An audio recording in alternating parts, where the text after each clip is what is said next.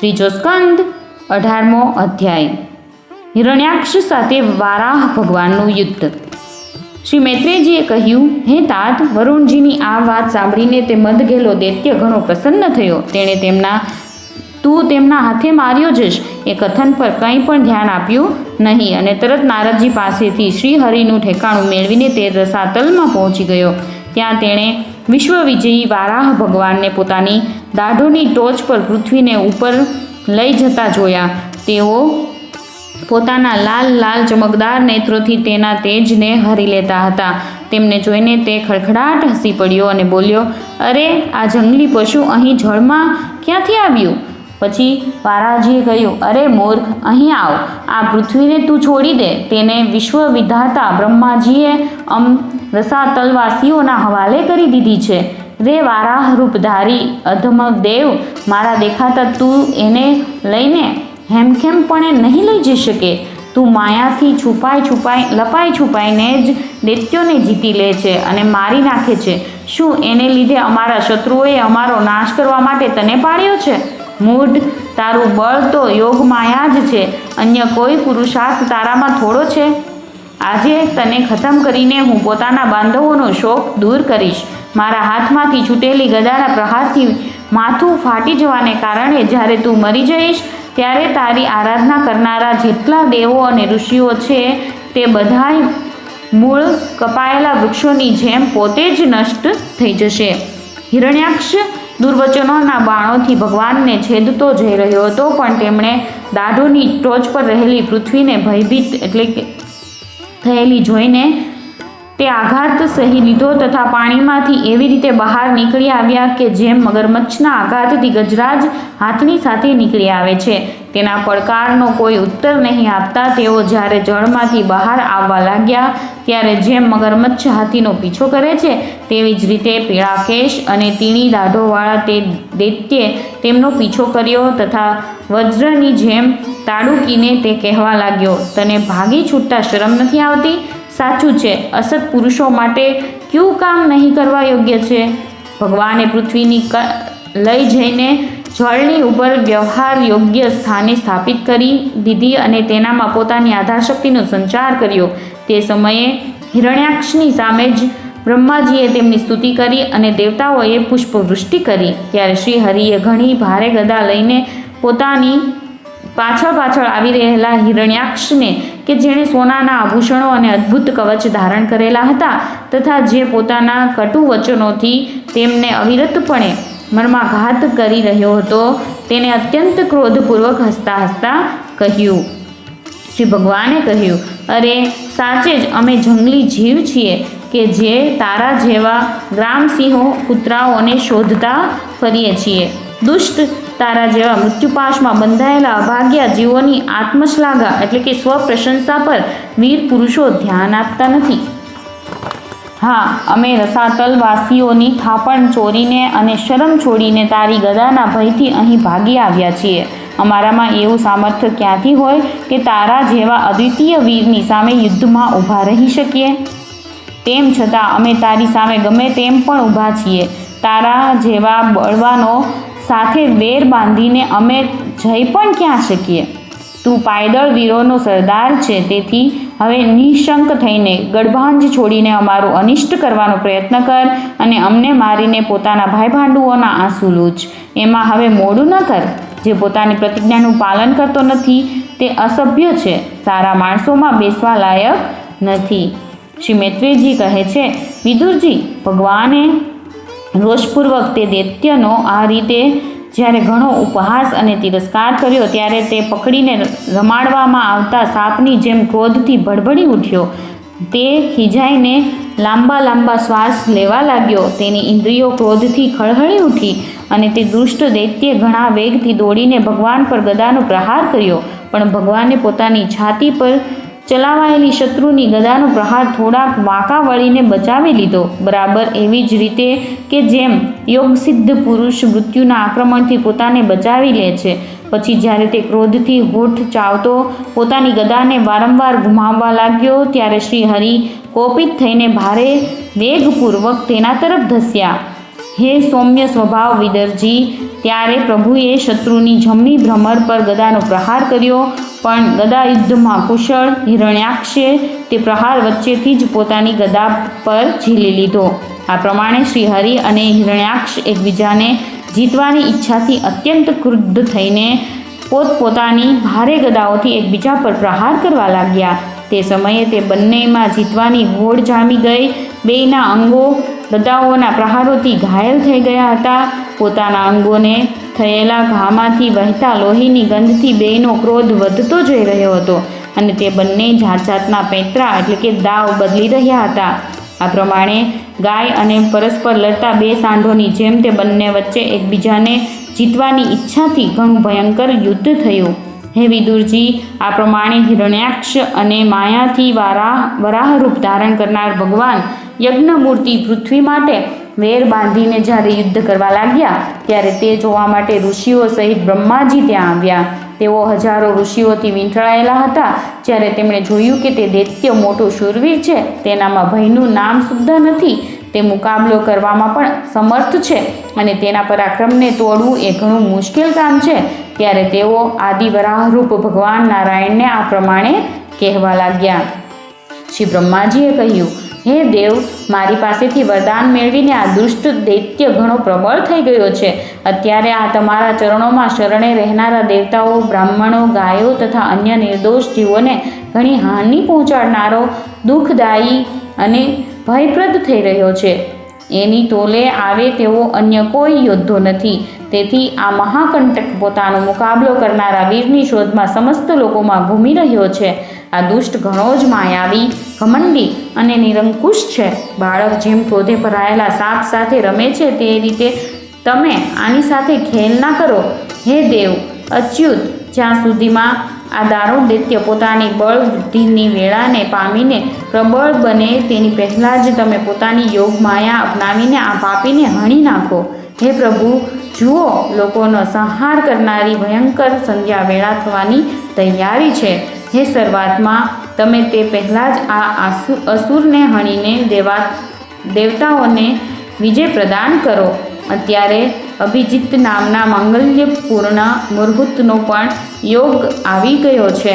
તેથી પોતાના સુહૃદ એવા અમારા કલ્યાણ માટે જલ્દીથી આ દુર્જય દૈત્ય સાથે નિપટી લો, તેને ખતમ કરો. હે પ્રભુ, તેનું મૃત્યુ તમારા જ હાથે નિર્માયેલું છે.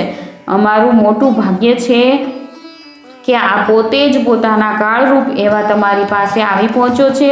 હવે તમે યુદ્ધમાં બળપૂર્વક તેને હણીને લોકોને શાંતિનું પ્રદાન કરો.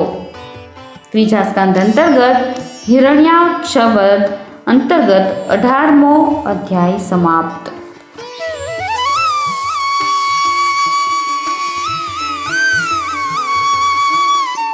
ત્રીજો સ્કંદ 19મો અધ્યાય હિરણ્યાક્ષનો વધ. શ્રી મૈત્રેયજી કહે છે, હે વિદુરજી, બ્રહ્માજીના આ નિષ્કપટ અમૃતમય વચનો સાંભળીને ભગવાને તેમના ભોળપણ પર સ્મિત કરીને પોતાના પ્રેમપૂર્ણ નેત્ર કટાક્ષથી તેમની પ્રાર્થનાનો સ્વીકાર કરી લીધો. પછી તેમણે ઝપટીને પોતાની સામે નિર્ભયપણે વિચરતા શત્રુની હડપચી પર ગદા પ્રહાર કર્યો, પણ હિરણ્યાક્ષની ગદા સાથે ટકરાઈને તે ગદા ભગવાનના હાથમાંથી છટકી ગઈ અને ચક્કર કાપતી જમીન પર પડીને શોભવા લાગી. આ ઘણી અજબ જેવી ઘટના બની. તે સમયે શત્રુ પર પ્રહાર કરવાનો સારો મોકો મળવા છતાં પણ હિરણ્યાક્ષે તેમને શસ્ત્રહીન જોઈને યુદ્ધ ધર્મનું પાલન કરતો રહીને તેમના પર આક્રમણ કર્યું નહીં. તેણે ભગવાનનો ક્રોધ વધારવા માટે જ આમ કર્યું હતું. ગદા પડી ગયા પછી અને લોકોનો હાહાકાર બંધ થઈ ગયા પછી પ્રભુએ તેની ધર્મબુદ્ધિથી પ્રશંસા કરી અને પોતાના સુદર્શન ચક્રોનું સ્મરણ કર્યું. ચક્ર તરત જ ઉપસ્થિત થઈને ભગવાનના હાથમાં ફરવા લાગ્યું, પરંતુ તેઓ પોતાના મુખ્ય પાર્ષદ એવા દૈત્યધામ હિરણ્યાક્ષની સાથે વિશેષ રૂપે ક્રીડા કરવા લાગ્યા. ત્યારે તેમના પ્રભાવને નહીં જાણનારા દેવતાઓના આ વિલક્ષણ વચનો સંભળાવા લાગ્યા. પ્રભુ, આપનો જય થાઓ, આને વધુ ન રમાડો, તરત જ મારી નાખો. જ્યારે હિરણ્યાક્ષે જોયું કે કમલદલ નયન શ્રી હરિ તેની સામે ચક્ર લઈને ઊભા છે ત્યારે તેની બધી ઇન્દ્રિયો ક્રોધથી છળી ઉઠી અને તે લાંબા શ્વાસ ભરતો પોતાના દાંતોથી હોઠ ચાવવા લાગ્યો. તે સમયે તે તીક્ષ્ણ દાઢોવાળો દૈત્ય પોતાની આંખોથી તેમના તરફ એવી રીતે ઘૂરવા લાગ્યો કે જાણે તે ભગવાનને હમણાં જ ભસ્મ કરી દેશે. તેણે ઉછળીને હવે તું નહીં બચી શકે, લે એવો લલકાર કરીને શ્રી હરિ પર ગદાથી પ્રહાર કર્યો. હે સાધુ સ્વભાવના વિદુરજી, યજ્ઞમૂર્તિ શ્રી વરાહ ભગવાને શત્રુના જોતા લીલાપૂર્વક જ પોતાના ડાબા પગથી વાયુના જેવા વેગવાળી તે ગદા પૃથ્વી પર પાડી નાખી અને તેને કહ્યું, અરે દૈત્ય, તું મને જીતવા માંગે છે તો પોતાનું શસ્ત્ર ઉપાડી લે અને એકવાર ફરીથી વાર કર. ભગવાનના આ પ્રમાણે કહેવાથી તેણે ફરીથી ગદા ચલાવી અને મહાભીષણ ગર્જના કરવા લાગ્યો. ગદાને પોતાના તરફ આવતી જોઈને ભગવાને પોતે જ્યાં ઊભા હતા ત્યાંથી જ તેને આવતા વેત અનાયાસ એવી રીતે પકડી લીધો કે જેમ ગરુડ સાપણને પકડી લે છે. પોતાના પ્રયત્નને આ રીતે વ્યર્થ ગયેલો જોઈને તે મહાદૈત્યનો ઘમંડ ઠંડો પડી ગયો અને તેનું તેજ નષ્ટ થઈ ગયું. આ વખતે ભગવાનના આપવા છતાં પણ તેણે ગદા લેવાની ઈચ્છા ન કરી, પરંતુ કોઈ જે રીતે બ્રાહ્મણ પર નિષ્ફળ અભિચાર એટલે કે મારણ વગેરે પ્રયોગ કરે, મૂઢ વગેરે ચલાવે, તે જ રીતે તેણે શ્રી યજ્ઞ પુરુષ પર પ્રહાર કરવા માટે પ્રજ્વલિત અગ્નિ જેવું લપકાર મારતું એક ત્રિશૂળ લીધું.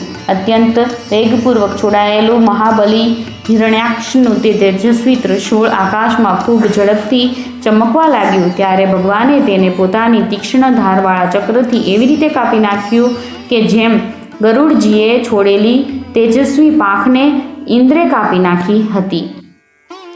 જો ગરુડજીની આ વાત કરીએ તો તેમાં એકવાર ગરુડજી પોતાની માતા વિનતાને સર્પોની માતા કદ્રુના દાસીપણામાંથી મુક્ત કરવા માટે દેવતાઓની પાસેથી અમૃત છીનવી લાવ્યા હતા. ત્યારે ઇન્દ્રે તેમના પર વજ્ર છોડ્યું. ઇન્દ્રનું વ્રજ ક્યારેય વ્યર્થ જતું નથી, તેથી તેનું માન રાખવા માટે ગરુડજીએ પોતાની એક પાંખ પાડી નાખી, તેને તે વજ્રે કાપી. ભગવાનના ચક્રથી પોતાના ત્રિશૂળના ઘણા બધા ટુકડા થયેલા જોઈને તેને ઘણો ક્રોધ થયો. તેણે પાસે આવીને તેમના વિશાળ વક્ષ સ્થળ પર કે જેના પર શ્રી વત્સનું ચિહ્ન સુશોભિત છે તેના પર બળપૂર્વક મુક્કો માર્યો અને પછી ખૂબ જોરથી ગરજીને તે અંતર્ધાન થઈ ગયો.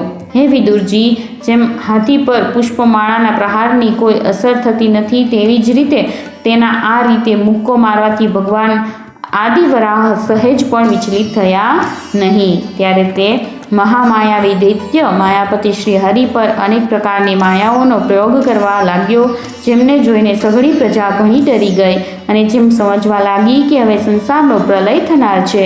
ભારે પ્રચંડ આંધી ફૂંકાવા લાગી, જેના કારણે ધૂળથી બધી બાજુ અંધકાર છવાઈ ગયો.